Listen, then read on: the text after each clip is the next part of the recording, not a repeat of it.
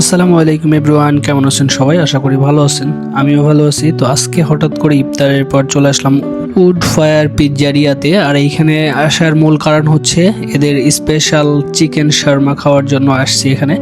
এখানে আরও কয়েকটা আইটেম আছে, সেটা হচ্ছে পিৎজা আর মোমো। আর আজকে আমরা আসছি শুধু চিকেন শার্মা খাওয়ার জন্য। আর দেখতেই পাচ্ছেন এটা আমাদের সামনে ভেজে দিচ্ছে। বেশ কয়েকটা অর্ডার হয়ে গেছে। আমরা প্রথমে এসে দেখি কেউ নাই, আমরা এই দুইজন ছিলাম, আমরা দুইটা অর্ডার করছি। এরপরে আরও কয়েকজন চলে আসছে, তাই ভাইয়া একটু চালু চালু করে কাজ করতেছে। আর আমার একটা জিনিস খুবই অবাক লেগেছে, সেটা হচ্ছে একদম কাঠ দিয়ে জ্বালানো হচ্ছে। এখানে কোনো ইলেকট্রিক কোনো কিছু নাই, মানে কাঠ পোড়াইয়ে রুটি ভাজা হচ্ছে। আর এটা হচ্ছে তাদের চিকেনের মশলা।